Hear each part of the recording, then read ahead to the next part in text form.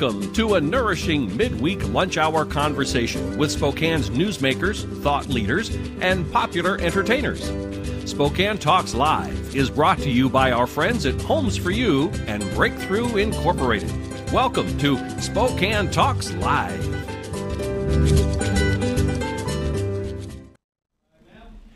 Welcome to Spokane Talks Live. It's Kent Adams, and it's still March. It's the first day of spring. So hope things are going nice for you today, really do. I think I saw like 90% chance of rain come Thursday. I'm sure that's a mistake, and we'll get our weather people to correct that in the meantime. Hey, a good lineup today. Fun people. It's fun to do your own program, and we're going to talk about this on Thursday with Stephanie Regalado and myself. We're going to talk about the dynamics of shouting and everything else going on right now in the public of Facebook, guilty at times, of it's kind of sparring and so forth. And she and I are from different sides of the political spectrum. But I don't know about her, because I'm not going to speak for her, but I have grown to respect her and what she does and her thinking and so forth. And it was proposed to me by somebody, a friend of mine, why don't the two of you sit down for a half hour on live TV and talk about that? Because one of the things that I did when she started, or before she started, was, Stephanie, I'm not going to agree with maybe even a good number of your guests. That's okay. It's your program, and you get to pick. I won't censor who you bring on. And so I do that to all of our hosts, and because sometimes folks, they know where I sit politically. It would be on the right side of things, and by right I mean correct and a number of other things around that. But I want diversity on our programs, and I'm not always the one to bring that, okay? So we want a diverse group of people and ideas and their guests. So we're going to talk about that on Thursday at 1 o'clock. So watch it. It could be fun. But somebody I do agree with most of the time, and that's Michael Cathcart from Better Spokane. And he's also an STO contributor. What does an STO contributor means? That means he comes with a lot of ideas on what's going on. So we're going to talk. Our second guest is Andy Dunau, who I've known for a century, or close to a century. Actually, he worked for me when I was at then called Washington Water Power, now Avista. And through Andy's work, we created a lot of new, unique things for education and so forth. And he ran for city council this last fall. Didn't quite make it, but he's been very involved in the Parks Department and other kinds of things over the years, and has got some great insight. And our third guest is Susan Lane, who is with the Chase Youth Foundation. And we had one of our very own, Colin Pittman, who is our young intern, 18 years of age, graduating from Rosalia High School this June, and our reporter for Youth Spotlight won the Judges Award. So I felt a little obligated. Maybe we ought to have someone from the Chase Youth Foundation. Actually, I've known folks there over the years, over the decades. Great organization. And we're all about promoting good things that kids are doing, young people. Well, they're kids to me. All right. When you reach almost 72, people 50 and below are kids. I'm sorry. All that and more next on Spokane Talks Live. For the Inland Northwest's most comprehensive sports report, think outside the porch with Spokesman.com. For just 99 cents for the first month, you'll enjoy unlimited digital access to the news and sports news that affect you most. From EWU to WSU, from Northwest Preps all the way to the Seahawks, we're the local authority that makes sports in the Inland Northwest different than the rest, better than the rest. On your phone, on your desktop, and on your tablet. Subscribe to the digital experience with Spokesman.com. See you tomorrow night, and thanks again for taking care of the painting. I got this. Bye.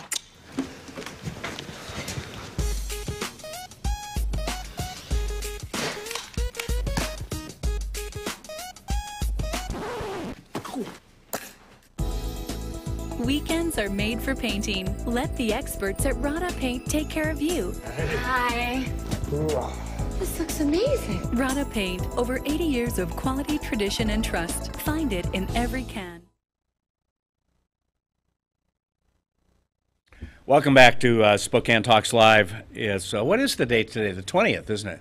First day of spring. Yeah, it is. Yeah. What's it like outside? It's nice. You got to walk down. Did you walk down from the office? Yes. Okay. I was going to give you a bad time if you took a car down. No. When it's nice out, I like to walk downtown. Yeah. Absolutely. Well, great. Michael Cathcart, Better Spokane. Good to have you here. Yeah, good to be I here. rely on you and Andy and Chris and a couple other folks to kind of keep us all abreast of what's going on. Admittedly, I don't follow it like I used to, Sure. you know.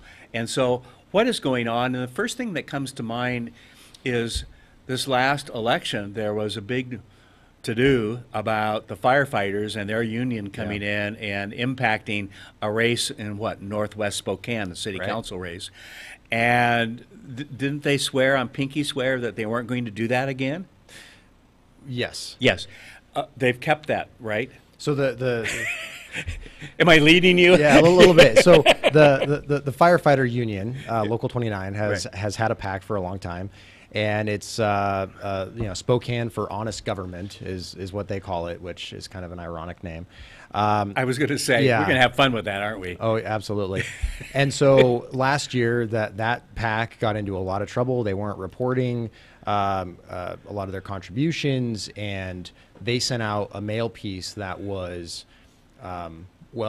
untruthful. To put it bluntly, chock full of lies, right? About Matthew Howes up in the Northwest, who was running for city council at the time, about his business. I mean, really putting his livelihood at risk. Yes. And those of his employees. Right. Too. Absolutely. Yeah. Oh, yeah, absolutely. And so the firefighters organization put out a statement within the next couple of days after that happened, saying, "Hey, we disavow this PAC and we will never give money to it again. We're backing away." Well, fast forward a little bit, the PDCs came in, gave them a hefty fine. I believe it was something like $10,000, the max fine you can get. And then fast forward a little bit more to February of this year, and lo and behold, that firefighters organization gave that PAC that they said they would never contribute to again $2,000. And you're just sitting here wondering, well, okay, if that was Better Spokane or that was a group, like us, it would be a headline. It'd be a headline. Right. Absolutely, yeah. So it's a little frustrating, but still it's something you kind of come to expect. Has it received much coverage in the local media? No, it hasn't. It That's really kind of interesting, isn't it? That something like that would happen, but the media doesn't cover it. Yeah, a friend of mine brought it to my attention, and I put a post on my personal Facebook page about it, just because I think it's important for folks to know. But no, there hasn't been any media coverage so far. And I know I have not communicated it to the media, but I do know the person who brought it to my attention has. So they are aware of it. Okay. So. Well, the head of the union is certainly invited to come on here and explain. We'll give them time. Hey, I think it'd be great to have them on. I mean, I have you all don't sides. You don't want to put big money on it, do you? Well, no, I'm not gonna bet a lot on it, but I do think it'd be very good to have them on if they're willing. Yeah. Okay. Well, let's find out who it is, and we'll at least invite them on, and we'll have a discussion. Well, and I think it's important too, because it goes to this broader conversation about campaign finance issues and disclosure and transparency and all of these things. And you may remember, and your viewers may remember that just 2 months ago, I guess now, the city council passed an ordinance that modifies a lot of local campaign finance rules, but within that framework, they had a very careful exemption for unions. And I'm seeing a trend here. Yeah, we made a lot of noise about it. I mean, there were a lot of folks that made a lot of noise about it, but still, they put that exemption in there, so unions did not have to follow some of these rules. Some of them they do, some of them they don't. Right. And it just was kind of outright silly, right? And so there's that special exemption, kind of a special favor for special friends kind of situation. Right. And just today, if you saw the Spokesman Review, there's an article about an ordinance that's being proposed, I think by the council president, or maybe it was Councilwoman Stratton, that would put some caps on employee salaries, which, okay, that's one thing. But within at the city level, okay. right. But within that framework they're proposing is another special modification that looks like it's going to be a benefit to the unions, and it's a 60-day rule where if there's a position that is non-union, the mayor has 60 days to fill it, or it goes away. And it's just kind of like... So if it takes you 61 days to find the candidate to interview. It just feels like you're either trying to force the mayor to make a bad hire, yeah, or you're trying to dissolve jobs that are non-union. And it just doesn't make a lot of sense. Don't we want the best employees doing the best work? Well, I would think so. Yeah. I would think so. But some council members want their best pals to, and their supporters. That may be, to get the jobs and so forth. I wonder what that means to Ben Stuckert if he wants to run for mayor in, was it 2020? 2019? 2019 would be the mayoral race. Yeah, and then how fast it takes to have that repealed when if he's elected. Well, I guess it depends. If he is elected and if he has a friendly council, you never know what could happen. Okay, but so we need to work on solving some of those problems before he has those powers. Did I say Probably that so. out loud? Yes, I did. Okay. I'm not afraid to say that kind of stuff. I'm really not. What else can we look forward to in our area? We no city council races this fall. We do have 2 county races. We do. We have a 3rd term coming up for Commissioner Al French. Yep. And then Mary Cooney. Why I couldn't forget that. Couldn't remember that. Because she was appointed and all of that. Yes. The next election, within a certain period of time, they have to That's right. be on the ballot. So it's kind of a unique year because we have 2, and we do sometimes have 2 commissioner races every 4 years, but this is kind of out of order. This a is little out of bit. order. Yeah, Exactly right. So yeah. we've got 2 races: Commissioner French, who doesn't have a declared opponent at this point, and then you've got Mary Cooney, who was appointed last year, so she's the appointed incumbent.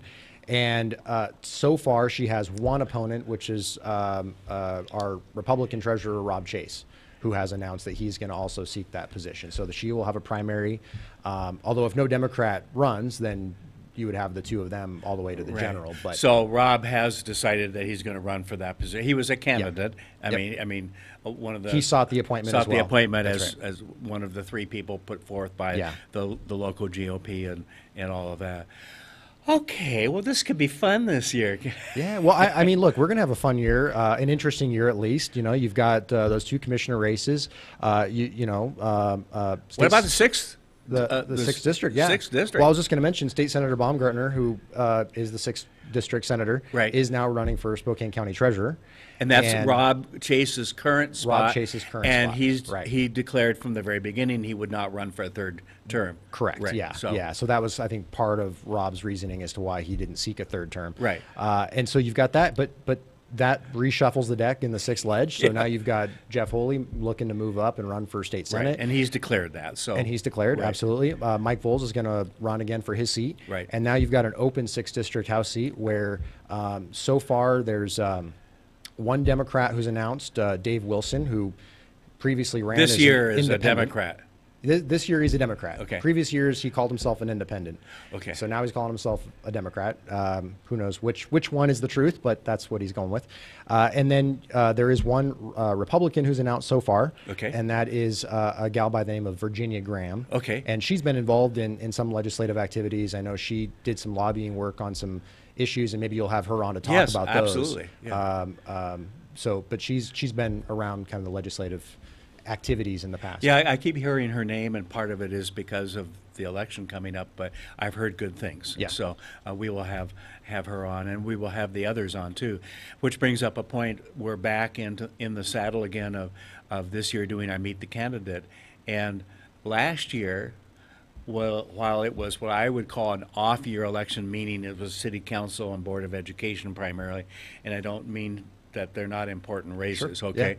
Yeah. And they are. But it's not the sexy races of all the districts in Washington State and the 5th Congressional District and all the other things that go on. And we had a great following, as you know, on Facebook and so forth, with especially with our Meet the Candidate series.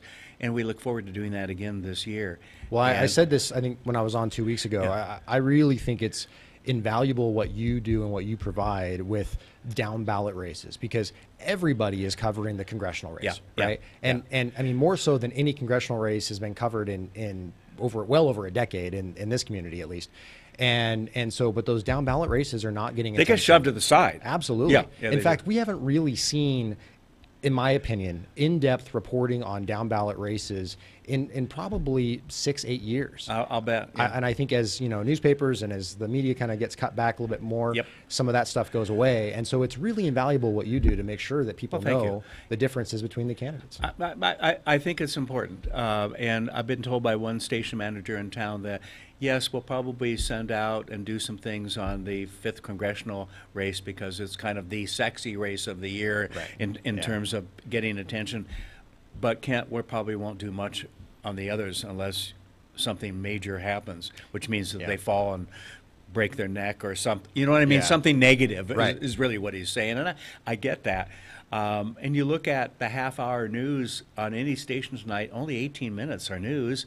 And how do you begin to cover all these races? Yeah, And you give just them can't. anything more than 10 seconds or 15 seconds. So we're pleased to do that, and we honestly think that's one of the reasons that we created Spokane Talks Online is that we can do that, and at a cost much less than the big stations. Right. And most importantly, we're essentially, while we're live streaming now, we're essentially an on-demand station. Sure. People can. Well, and the cool thing is if somebody sees something that they like or they want to make sure their friends, family, Right. neighbors see, they can share it.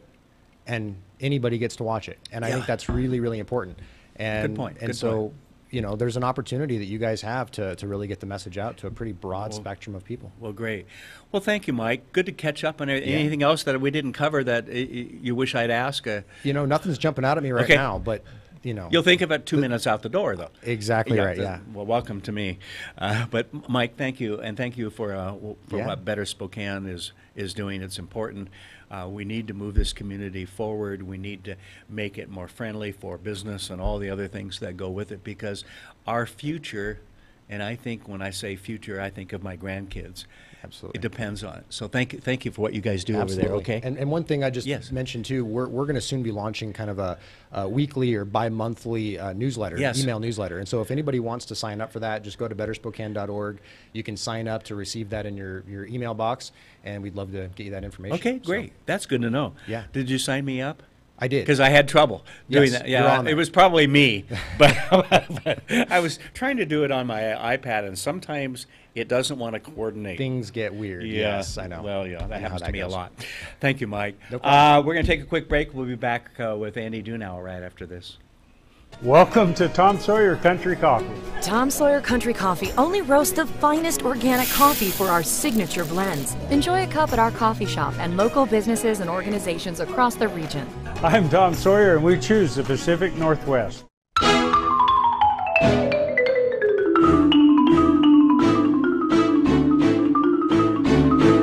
Last year alone, Avista customers saved over 53 million kilowatt hours of energy. Enough to power more than 4,000 homes for an entire year. Way to save, everyone. Way to save. Find your way to save at avistautilities.com. What? You haven't been to the library lately? Stop in today and see that the library is more than books. Spokane County Library District facilities feature on-site technology, including Wi-Fi, computers, and printers, as well as free use of meeting rooms. The Library District offers events and programs for all ages, from story times to career development and employer classes to Social Security workshops. Our staff is well trained and happy to help. Find out more about your library at scld.org. Welcome back to Spokane Talks Live, and Andy and I are laughing, and he said, "What are we going to talk about?" I just remembered that I'm to come down here today, and Kent, this is supposed to be radio. Isn't that what you said? So I'm looking like I look in all my glory when nobody's supposed to be watching. I had a fellow in this morning to apply for our sales position, right? And he had a tie and suit on, and I pointed at him. I said, "That's a tie, right? It's been like a decade since I've worn one." That's right. So I think that kind of broke the ice a little There bit. you go. Yeah. There you go. Good stuff. I saw someone the other day looking for their sports team, kids' sports team, that they were looking for some ties because they wanted the kids to wear ties to some banquet or something. And I thought, oh, I've got a bunch of old good Nordstrom ties from a decade or two ago. And I kept telling my wife over the last couple of years to get rid of them. Apparently, she took my advice. Oh, for once. But anyway, well, I still have them in my closet. Yeah. So how are you? Doing good. I'm in recovery after the campaign, but I'm enjoying life. Busy as can be. Oh my God, Andy, we sure could have used you there. Well, now. you know, it was a good race, but I learned a lot. What did you learn? Tell me what you learned. Well, that you could repeat on TV. First of all, if there's a wave election, don't be on the wrong side of the wave. Okay. We have a nation and a community where the progressive elites are very, very, very energized. Yes. And basically, they stand behind whoever the tribal leader says. Good point. Good point. And if you look at the precinct results and all that type of stuff, they really turned out in a big way, which, you know, I give them credit for that. Well, no, I mean, you want people to turn out and absolutely. all of that. But, and I say that, and then I say, but we want an educated electorate, too, to go beyond just he or she is on my side, or I'm not going to vote for him because he's not, or whatever. Take a strong look at what's best for the community and yourself. Well, that's absolutely right. And so I think a lot of the themes about sustainability and fiscal conservatism are going to continue to play out. Yep. We are in a time where the economy is good, so it's easy to mask some of what's going on in the city bureaucracy. What I've noticed since the election is that big government is back, and it's nesting and rooting in Spokane in ways which, you know, for somebody who's lived here for 30 years, I find very perplexing. Yeah. But it's not just that we're getting new ordinances like the election ordinance or the preservation of housing ordinance. They're putting new jobs and new dollars behind those ordinances, right? So the election ordinance... Which are always harder to cut back.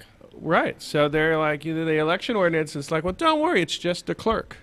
Well, it's just a clerk until somebody sues somebody, and then you get the legal department and everybody else. But there's, you know, by the time you add benefits and all, well, that's another $100,000, right? It's almost like money. The historic preservation, right, might be doing good things for neighborhoods, but there's another person they've already said, oh, we're going to have to add another person. There's another $100,000.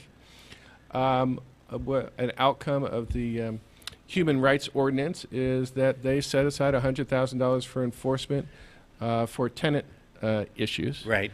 Now, I'm not saying these are bad things. What I am saying is these dimes and nickels and quarters actually add up. They actually add up to real money. Yeah. So if you believe that the economy will always expand and the property tax base will always get bigger, you know, they're right. You can have a party, and that's what we're having right now. Right. If you're a guy like me who really is focused on fiscal sustainability, and you know the next recession is out there, somebody's going to get hurt, and it's going to be the folks, frankly, lower in the totem pole when the weeding happens, or frankly when they go to the unions and they say, hey, you're going to have your wages frozen, you know, for 3 years. It's so the not men and women who are really doing the work. This exactly right. This is not a sustainable party. We're replaying what we did in the aughts, and we're going to be just as surprised when we have the same problem coming out of it. But, you know, nobody likes an Eeyore, right? Nobody likes me playing Chicken Little saying, guys, I don't think this is sustainable. It's just a numbers game, and the numbers are eventually going to turn on us, and it's going to be ugly. Basically, it's, hey, Andy, shut up. We're having a party over here. Which part of, you know... You either get on the bandwagon or you don't. Stop trying to take the punch bowl away. So that's kind of where... Speaking of punch bowls and things like that, it reminds me of an ice ribbon. Yeah. And how's that working out? The ice ribbon, you know, it just keeps going and going. Let's hope and I use that as a symbol of what else are we going to see. Well, you know, it's there's a transparency issue which is going on in City Hall, regardless of who you want to blame for it. And let's remind our audience where you come from, because you were on the... I was on the park board. Yeah. And as part of the campaign and before the campaign, I kept saying this thing is late, it's over budget, and it lacks accountability and a business plan. So the ice ribbon, which is beautiful, opens up 3 times budget, late. Everybody's enjoying it. Very sad, tragic accident happens, and then something leaks and they have to shut it down a month early. We're just going to have to see as new things open up. Is the carousel going to open up in time? Is it going to actually work for the entire season the first time? What's going on with the North Bank and so forth? Right. To me, it's really just a question of being honest and upfront with the public. What are you buying? Are you getting what you bought? Is it working the way you intended? Do we have to subsidize it even more than we thought we were going to have to subsidize it?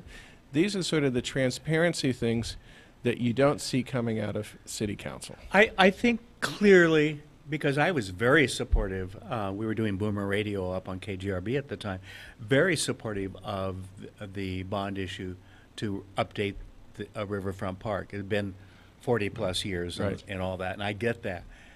But I also expected that there would be accountability. Well, that's correct. And so, you know, there's a lot of rationalization going on, and it's not just in the Parks Department. There are apparently things you're allowed to talk about, and there are things you're not allowed to talk about. So in my world, you know, when you tell Live PD or whatever that show is called, that no, you can't take, you know, pictures of people and we have to protect their privacy and whatnot, even though the news is doing the same thing all the time. Yeah. It's kind of like transparency when I decide I want transparency. Exactly. And to me, there's sort of this double standard going on. I mean, when's the last time somebody made a mistake and they just came out and said, you know what, we made a mistake, our bad, you know, here's what we need, you know, what we need you to know about it. I don't think you're allowed to do that anymore. I think, you know, absolutely. We're not living in a kind age of accountability. No. Right now. But there's always someone else to point to that's worse than what you do, so you point to them so that you don't get pointed at. Because absolutely. We're all not perfect. Well, and I certainly found out in the campaign, but everybody you know, else, you know. if you raise issues which are uncomfortable for folks, they will come after you. And what they do when is it comes they to don't. government, though, we should be raising questions that are uncomfortable. That's our I job totally as agree with citizens, that. okay? But if you can't defend it, city, what's happening, and it's not a, you know, it's happening on both sides. If we want to be honest about it, you know, this is how the game is getting played right now. But the way the game is getting played is when they don't like somebody, left or right, they question their motivations, not their facts. Yeah. And I just wish I could give somebody a little meter which says, are they questioning my facts or are they questioning my motivations? Yeah. Good point. And so when it comes to Riverfront Park and some of these other things, I don't get my facts questions because I'm neurotic about getting my facts right. But my motivations as to why I'm doing it are questioned all day long. Yeah. And, you know, for somebody like me who grew up in a labor household, to be told that I'm anti-labor, you know, my father's spinning around in his grave. Well, and I remember discussions we had, 25 years ago or so. You were the liberal talk to my conservatism, right? Absolutely. You know, and we had good discussions Absolutely. and all of that. So I would never count you as a right-wing conservative challenging things. Well, you know, one of the things I learned in the campaign, and I've had to give it a lot of thought to this, apparently in today's world, you cannot be a fiscal conservative and a progressive on social issues. Oh, yeah, right? That would be awful. This is like, talk about a man without a home. Yeah. I'm as fiscally you have to start wearing those pink Well, you know, hats. and to me, sustainability, whether you're investing in things to protect water or the river or the environment, those make long-term sense economically. Yes. But it's all done with a fiscally conservative mindset that we don't just add jobs for the sake of adding jobs. We don't just, you know, add bureaucracy. And look there at has it in to the real be world. purpose. And what look at it in the can you afford? You can't afford to do it all. Priorities of government. There has to be real purpose, real reckoning, and real conversation with the public as, you know, between streets, between mental health, between free swimming. Oh, Lord. Which ones, yes. you know, how do you stack them up and really have an honest conversation? Well, in the good times, you can do it all. In good times. And then someone, maybe other council members, will be the bad people who have to bring us back to reality. Well, I just tell you one last story. So I got ribbed by a former park board member. We went and had beers, a few of us, and he says, so Andy, that reserve fund you worked so hard to put into place, they just took $200,000 of it to give kids free swimming this summer. I love free swimming. I love kids. I don't like a reserve fund being drained down with no possible ways to replenish it because it just feels good and the party's on. Yeah. So we are in the era of big government. Yeah. It is back. It has nested in Spokane, of all places, a place I always thought was sort of bedrock, Midwestern conservative values with a nice dose of independence, libertarian, Western sensibility, right? Yeah. Not right now. In this city, it is big government. Yeah, and I think that's part of why you see the rise and so much optimism about the Lisa Brown campaign here in town, because it's in Spokane. You look at the entire 5th District, though, she's not that popular. It's going to be it's fascinating race. Yeah. But as I said at the beginning, the progressive elites, they are more energized than I have seen them in years. No, you're right. And they've got, for some reasons, their philosophy, they should be energized, right? Yeah. So there is a belief that it's going to swing across everything. Lisa Brown is a very formidable person. Yes. She wasn't just a majority leader in the state Senate. Right. She did some awfully good things as chancellor at WSU and with the medical school. But you're right. How that translates into rural 5th District is the question. That's going to be and can be her Achilles heel.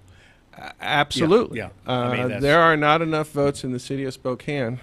Right. And somebody was just telling me the other day that some of the elite progressives are criticizing Lisa because she's more moderate when she's. Oh, you can't be moderate. And so she's having a hard time maybe retaining some of that base because she knows the same thing you know. Yeah. Which is, hardworking people in the rural areas, you got to meet them halfway. Yeah, right? Exactly. So I think that's a real race to watch because she is very formidable. It's going to be an expensive race, which is in some ways good for the community because it will be buying broadcast and advertising and all that. As an advertising person. Absolutely. Yeah, so. Absolutely. All right, Andy, thank you. All right. Glad did we you could fill make it up? Yeah, we did. Woo. Glad you could make it today. We'll have to schedule the next one for April. Can you believe we're not that far from April? So if we do April, we have something exciting going on in May, an H2O breakfast downtown. Where we've got a National Geographic speaker coming in. So let's talk about that. Absolutely. Water's a big deal in this Absolutely. community. Let's plan to do that. We're going to take a quick break. We'll have Susan Lane on with the Chase Youth Commission next.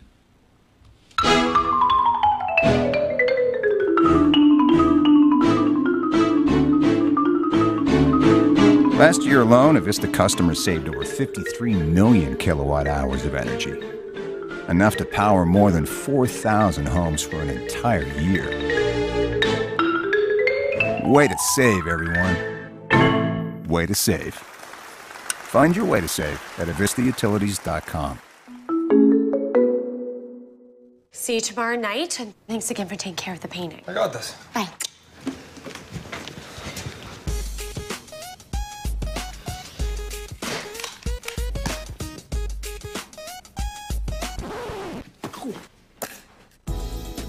Weekends are made for painting. Let the experts at Rada Paint take care of you.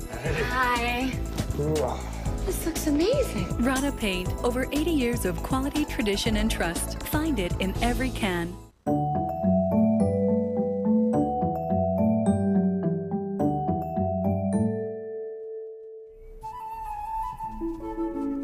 To find the right home for you, you'll work with your realtor to compare the properties you're interested in, analyze the market, and figure out a reasonable offer price.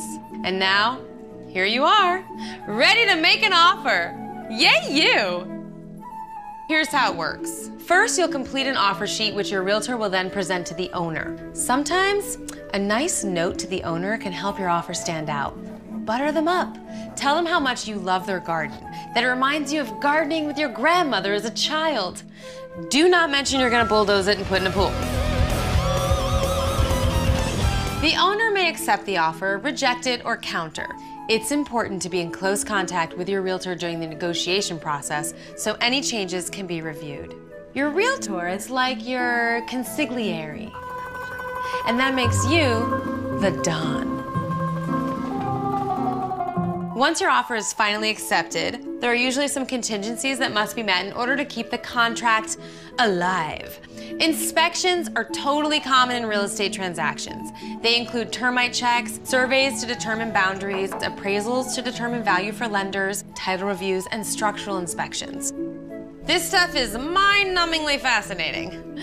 But you know what's even more fascinating? Actually getting your new house.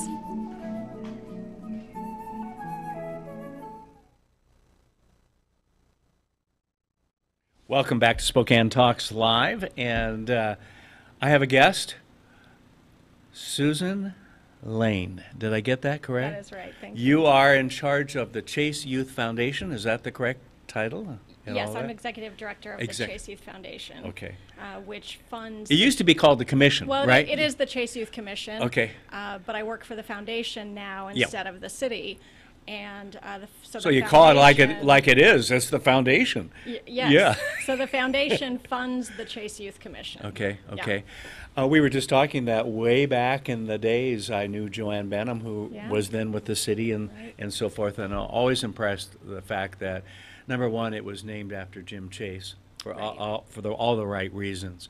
Talk about a good guy here in Spokane, but an opportunity for young people to not only be involved but to be recognized. Absolutely. One of the things that we see in the news today, as I'm sure you are well aware, is we see and hear about all the bad things kids do.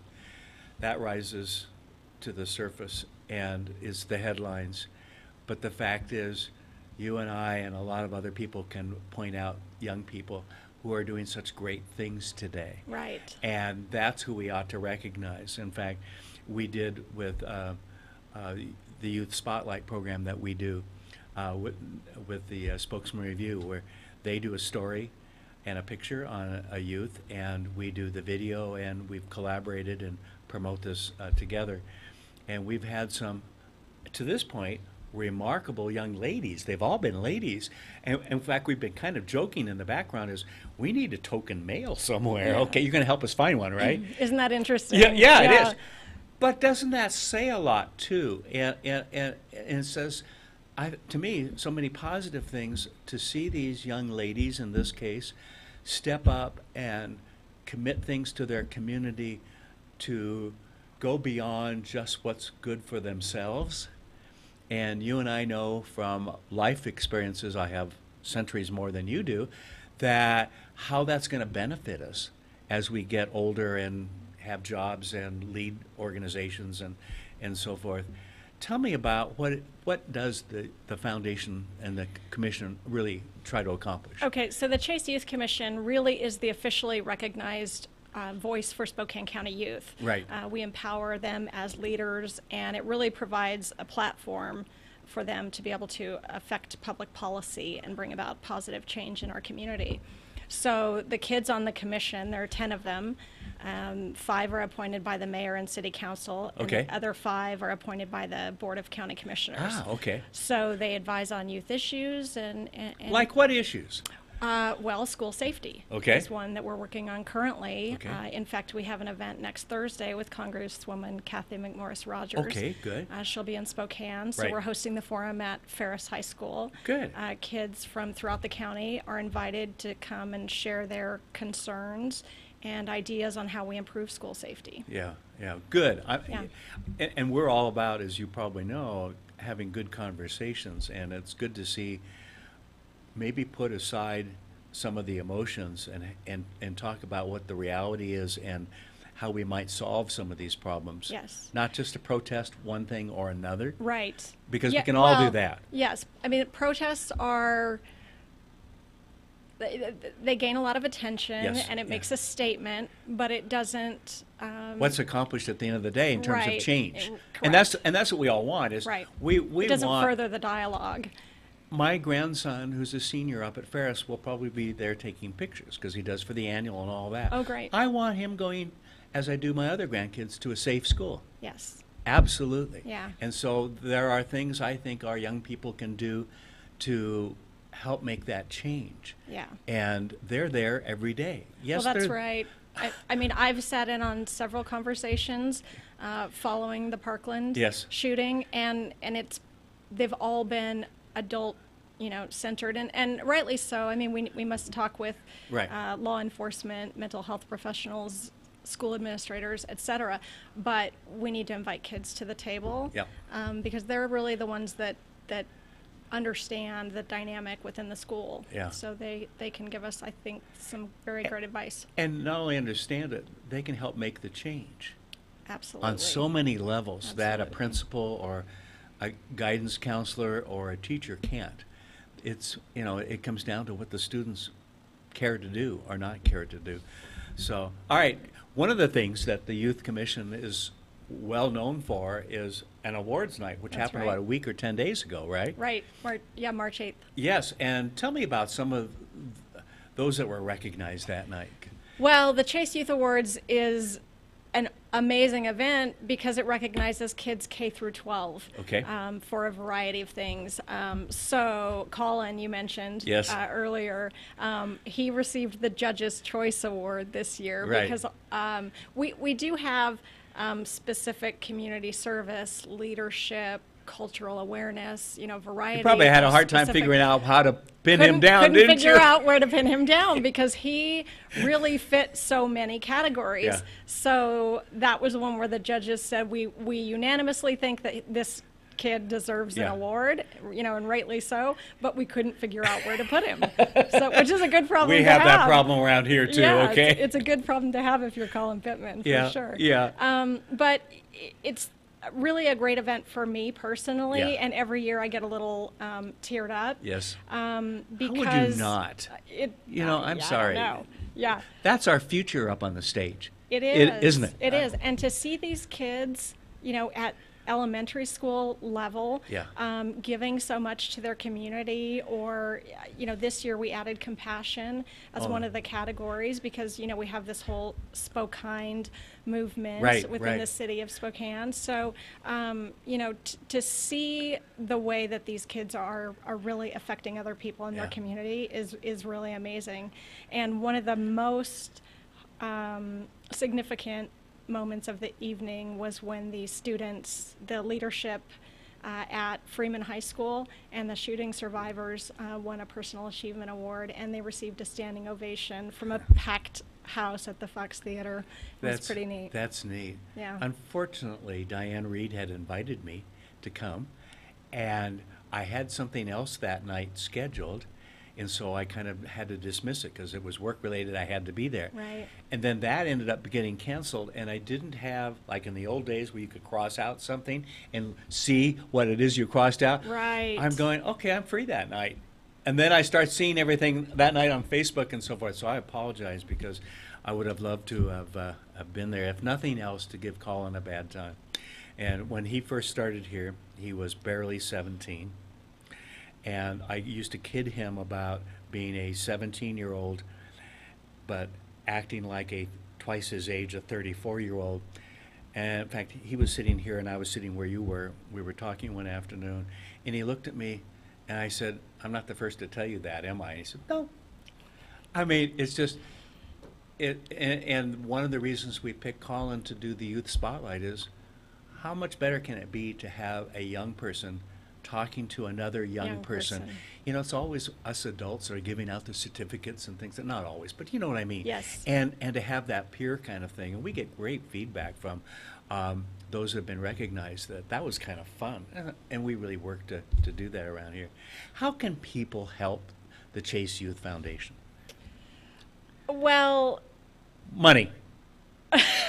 Always, right? I was trying to think of how to raise. No. Well, hey, at 50 years in fundraising, okay? It's money. I understand it. Well, that is true. Yeah. I mean, since the commission, sort of divested from the city. Right.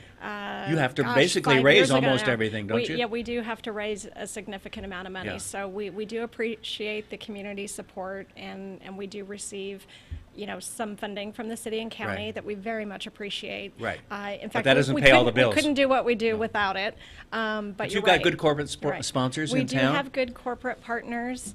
And I mean, in fact, banks have been great. Washington Trust, Spokane Federal Credit Union, TransCanada. So we appreciate those organizations, but we would love to have the support from just members of the community at large. You know, moms and dads who care about what we're doing, and I'd love to have those kids involved on the commission. Well, this is a good place for PTAs. It's good places for churches and synagogues and others to step up and support their youth by supporting the Chase Youth Foundation too. So, absolutely. Thank you. Keep up the good work. Will you come back often? And, I'd love to. And maybe bring a student who's gotten an award. I would love Other than to. Colin, we see enough of him. Okay. But in fact, I would love to have youth commissioners come on and speak with you. Absolutely, absolutely, we'd love to do that. Sounds good. Well, thank you for all you do, and keep up the good work, and do keep us posted, and help us find a couple guys for the youth spotlight, please. I'll do my best. Okay. I have a couple candidates in mind. Good. Thank you very much. Thank good to have you. Thank you. Thanks for watching. We'll see you tomorrow at noon. We've got a couple of good guests coming on. And again, I'll remind you at 1 o'clock on Thursday, Stephanie Regalado and I sit down and talk about politics and the media and getting along. And we're going to really help start the conversation. Have a good day. Spokane Talks Live is produced in Spokane, Washington by Spokane Talks Online LLC, which is solely responsible for its content. To recommend a guest or topic, or to see this program again, please visit our website, SpokaneTalksOnline.com. Spokane Talks Live is brought to you by our friends at Homes for You and Breakthrough Incorporated. Join us next Wednesday, noon, for another nourishing conversation on Spokane Talks Live.